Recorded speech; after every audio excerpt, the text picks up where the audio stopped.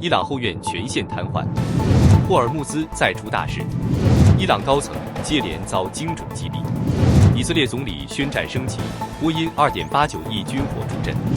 乌克兰精锐抵达中东战场，以色列两线开战。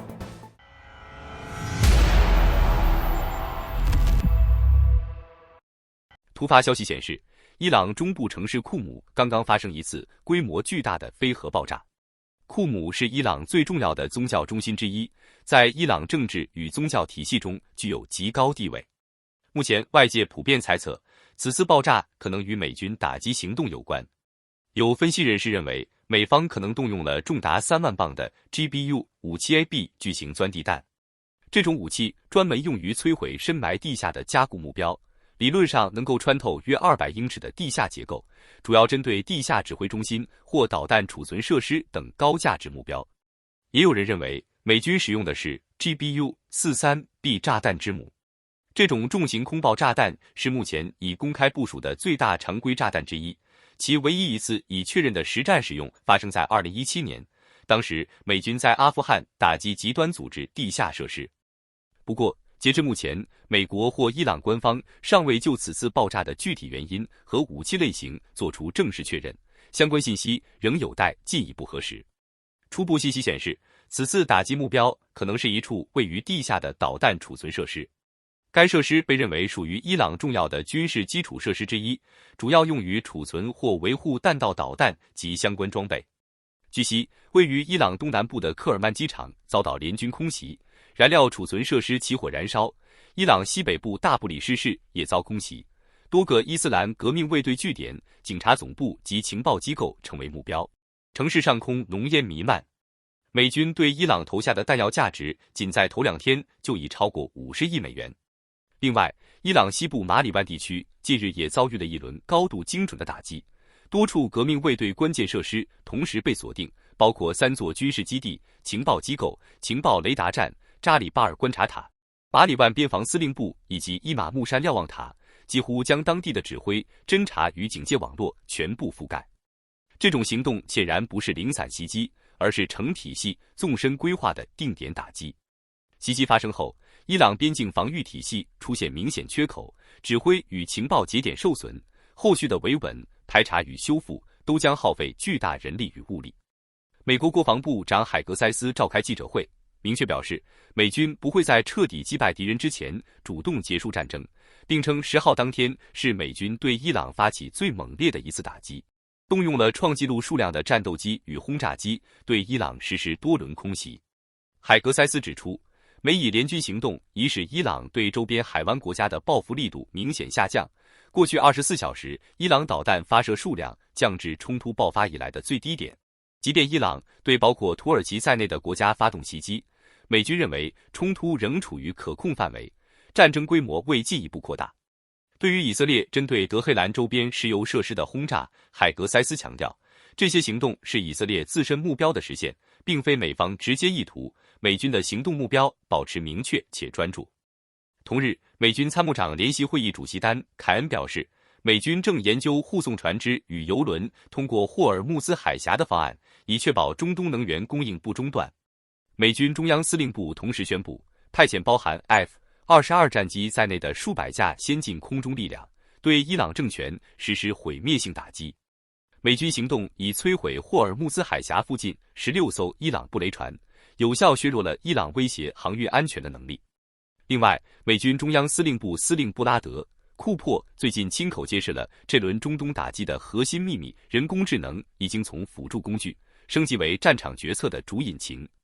库珀直言，作战人员正全面依托先进 AI 系统，这些系统可以在几秒钟内处理海量情报，筛掉干扰信息，保留关键数据，使指挥官以对手无法匹敌的速度做出战术判断。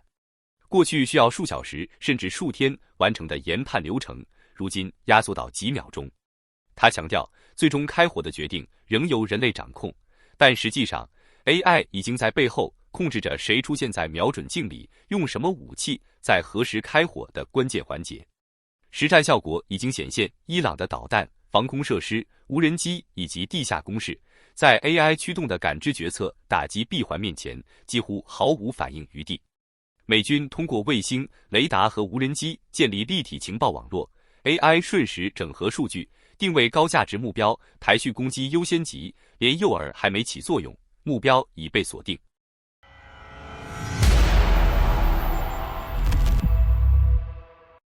最新消息显示，霍尔木兹海峡安全局势持续恶化。海事安全和风险公司报告称，至少3艘商船在3月11日当天遭到袭击，这是近期该海峡及周边海域连续发生的一系列事件中的最新一起。霍尔木兹海峡是全球能源运输的关键咽喉，约1/5的原油通过此地运输。根据英国海事贸易行动处监测，自2月28日伊朗冲突爆发以来，波斯湾、霍尔木兹海峡和阿曼湾海域已发生至少13起针对船只的袭击事件，其中周三就发生了3起。伊朗伊斯兰革命卫队警告称，任何经过该海峡的船只都可能成为攻击目标。具体情况显示，泰国籍散货船 Maori 号在航行中遭到2枚不明物袭击，引发机舱起火，造成3名船员失踪，其余20名船员已安全撤离并登岸阿曼。船尾滚滚浓烟的画面也被泰国海军公布，显示火势一度猛烈。同时，悬挂日本国旗的集装箱船 One Majesty 号在阿联酋拉斯海马以西约46公里处遭不明物击中，水线以上部分受损轻微，但所有船员安全，船舶仍可正常航行。另一艘马绍尔群岛级散货船 Star Guinness 号在迪拜西北约50海里处遭袭，货舱受损，但船员安全，船体稳固，无倾斜风险。美国方面对此高度关注。美军中央司令部称，绝不允许伊朗挟持霍尔木兹海峡，并于3月10日在该海域击沉多艘伊朗船只，其中包括16艘布雷船，以回应威胁并保障航运安全。分析人士指出，这一系列事件凸显霍尔木兹海峡及周边海域的风险正在急剧升高，航运成本和保险费用可能随之上升，也让全球能源供应面临更大不确定性。海事安全公司敦促所有过往船只保持高度警惕，并实时报告可疑活动，以降低航运风险。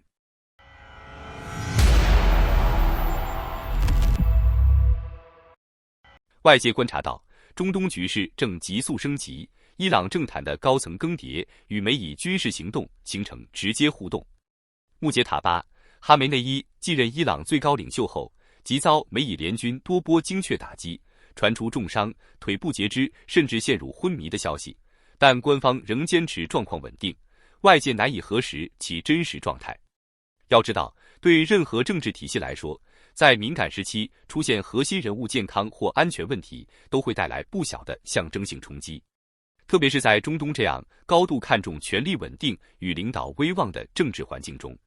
大使的确认不是简单的伤情通报，是把伊朗高层的慌乱与被动摆到了全世界面前。而且穆杰塔巴的隐身状态也反映出安全考量已成为最高优先级。以色列明确将遴选机构和继任领导纳入打击目标，其策略是阻断伊朗核心指挥体系。与此同时，伊朗战场再度传出震动地区的斩首式打击，也让那些独裁者的手下们瑟瑟发抖。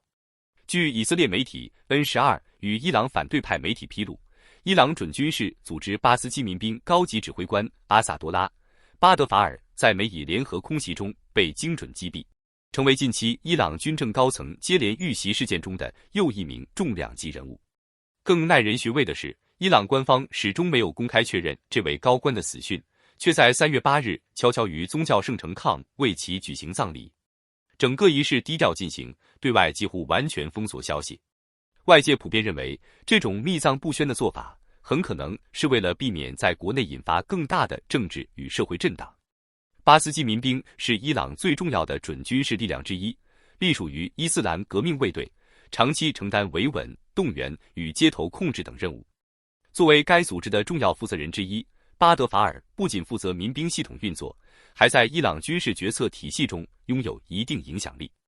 因此，他的死亡被许多观察人士视为一次极具象征意义的打击。分析认为，从情报锁定到精准打击，再到行动完成，这类定点清除行动往往依赖高度整合的情报与军事能力，也暴露出伊朗在防空与安全防护体系上的漏洞。更让德黑兰尴尬的是，这起事件并非孤立发生。近段时间以来，伊朗军政体系频频传出高层人员在袭击中伤亡的消息，多名关键军事人物接连遇袭，使得外界开始质疑伊朗高层指挥体系的稳定性以及其安全防护能力。另外，隶属于伊斯兰革命卫队的精锐力量圣城旅的一名核心军官马吉德·卡什菲，也在美以联军的一次精准空袭行动中被当场击毙。据称，卡什菲在圣城旅内部长期负责境外行动与战术部署，是维系伊朗在中东多地军事网络的重要指挥官之一。多年来，他参与协调多个区域代理武装的行动，被视为伊朗在海外军事布局中的关键节点人物。这次打击行动被认为体现了现代战争点穴式作战的典型模式，依托高强度情报侦察系统进行目标定位，再由空中力量实施快速打击，整个行动节奏极快，目标锁定与火力投送之间几乎没有时间差。外界分析认为，这种高度协同的行动往往需要复杂的情报共享体系与实时作战指挥能力。事实上，这并非伊朗圣城旅高层首次成为类似行动的目标。2020年，圣城旅指挥官 Qasem 卡西姆·苏莱曼尼在巴格达遭到美军无人机袭击身亡，震动整个中东。自那以后，围绕伊朗海外军事网络的情报与打击行动始终没有真正停歇。以色列国防部长卡茨近日在公开讲话中猛烈抨击伊朗领导层，称他们很少公开面对现实冲突，而是依赖地下指挥体系和隐秘通道发布命令，通过区域代理力量对以色列及其盟友发动攻击。他声称，这种作战模式与 Hamas 在 Gaza Strip 使用地下隧道网络进行指挥和躲避打击的方式十分相似。在卡茨看来，这种地下指挥模式既是军事防护手段，也反映出伊朗在当前局势下对精确打击的高度警惕。近年来，中东多地武装组织广泛使用地下设施来隐藏指挥中心、武器储备和人员调动，以减少空袭带来的风险。卡茨同时强调，以色列的军事行动目标是削弱威胁其安全的军事力量，而不是针对普通平民。他表示，以色列军方将继续对伊朗相关军事设施及战略目标实施打击，并会持续采取行动，直到相关威胁被削弱。在谈到伊朗国内局势时，他还表示，以色列支持伊朗民众追求更稳定和正常生活的权利，认为地区安全与伊朗社会未来之间存在复杂关联。不过，这类表态也被外界视为以色列在政治层面向伊朗政府施压的一部分。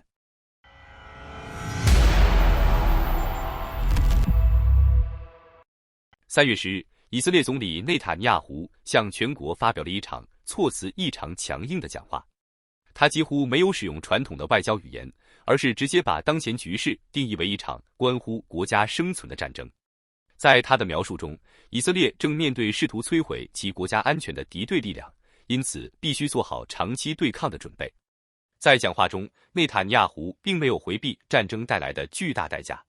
他坦言，当前局势已经进入关键阶段，以色列必须迅速强化军事能力。因此，政府计划紧急追加数百亿谢克尔的专项预算，并将重点投入国防建设和前线作战体系。这一决定不仅是财政安排，更被视为国家在安全压力下做出的战略选择。内塔尼亚胡近日还呼吁伊朗民众推翻现行政权，直接挑战德黑兰核心领导体系。伊朗方面则对国内抗议者发出威胁，警告任何反对行为将面临严厉打击，显示政局的不稳定性进一步加剧。在中东局势持续紧张之际，一笔新的大型军售合同再次引发国际关注。美国航空航天与防务巨头波音公司已与以色列正式签署价值约 2.89 亿美元的军火协议，计划向以色列提供最多5000枚空射智能炸弹。消息公布后，外界普遍认为，这笔交易可能对本就敏感的中东安全格局产生新的影响。根据披露的信息，这批武器很可能属于 GBU-39小直径炸弹系列。这种精确制导炸弹体积较小，但具备较远的打击距离和高精度打击能力，最大射程可达约64公里。由于重量较轻，体积紧凑，一架战机可以同时挂载更多弹药，因此被视为现代空中打击体系中的重要装备。合同文件显示，这笔军售的交付周期预计将在36个月之后启动。从国际军火贸易的角度来看，这样的周期属于较为常见的安排。大型精确制导武器订单通常需要较长时间完成生产、测试与交付，因此并不意味着短期内会直接改变战场态势。对此，美国方面以及 Boeing 均表示，这项军售与当前美国和以色列在地区冲突中的军事行动没有直接关联，属于既有安全合作框架下的常规防务交易。不过，在当前复杂的地区环境中，这样的大规模武器采购仍然不可避免地引发各方解读。近年来，以色列不断升级其空军精确打击能力，而新的精确制导弹药订单被一些分析人士视为进一步巩固其军事优势的重要举措。作为全球最大的防务承包商之一，波音公司的军售项目长期与美国的安全战略及盟友合作密切相关。美国与以色列之间的防务合作关系也被视为中东地区最紧密的军事伙伴关系之一。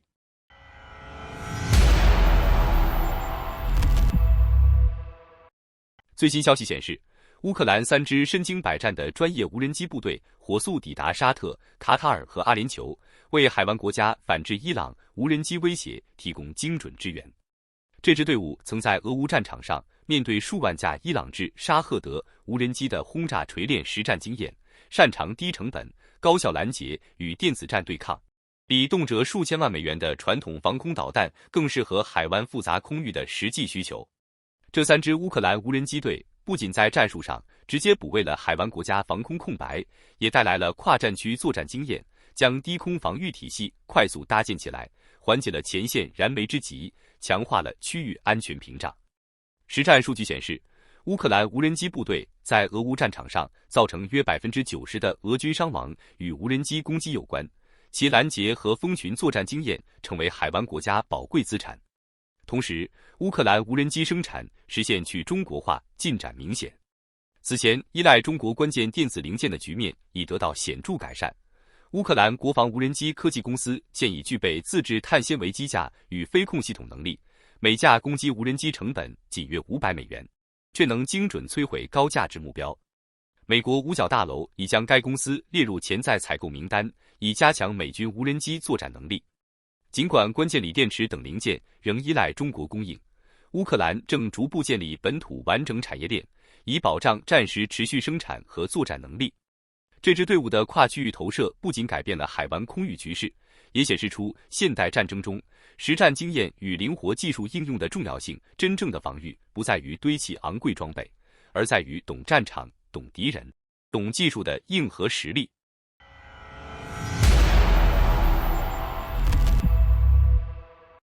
近期中东局势愈发复杂，以色列已进入多线作战状态。在与美国联手对伊朗发动大规模空袭仅1周后，以色列国防军不仅持续对伊朗本土实施打击，同时也在黎巴嫩境内对真主党展开军事行动。多位军情分析人士指出，这并非意外冲突，而是以色列长期演练并规划的两线战争情境，当前作战规模仍在军方可承受范围内。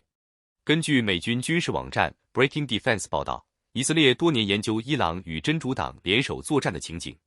军事作家卡茨指出，一旦与伊朗交战，真主党必然介入，以军早已对此做好战略与战术准备。3月8日公布的数据显示，黎巴嫩战线以军动用约820枚弹药，击毙190名真主党成员，而对伊朗的前4天作战中，以军已投放约5000枚弹药。这一数量级的差距表明，伊朗仍是当前主要打击目标。前以色列军官阿尔玛研究中心创办人泽哈维分析，两条战线作战模式不同，军力投入并未产生严重排挤，对伊朗主要依靠长程空袭与防空拦截，而黎巴嫩则以边境防御与近程打击为主。中东政治资讯网创办人曼德尔指出，以色列北疆防御体系如铁穹与开发中的铁光束雷射系统，正是为应对真主党火箭弹威胁设计。同时，美军协同作战，使以军可随时调整空军力量支援北线。华盛顿战略智库新线研究所学者楚尔科夫认为，一旦对伊朗的正面冲突告一段落，以色列可能进一步扩大在黎巴嫩的行动，以削弱真主党军事能力，并推动新的停火安排。与此同时，一项潜在战略动向正在红海沿岸浮现。多方消息显示，以色列正在考虑在索马里兰建立前沿军事设施。该地区位于红海进入亚丁湾的关键通道，对全球航运具有极高战略价值。若部署成功，以色列将能在红海入口形成更直接的监控和快速反应能力，相比远程作战基地，可显著缩短反应时间，并增强海空侦察密度。好的，感谢您一口气看到最后了，这是对我们最大的鼓励和支持。要看最全面、最及时准确的战场热点报道更新，就请每日锁定新冷战情势。如果您喜欢我们的节目，也请您点赞、留言、订阅，把视频分享出去，让更多的人看到这个节目。想要赞助我们的朋友，可以打开超级感谢打赏赞助，帮助我们能持续做出更多好节目。谢谢大家。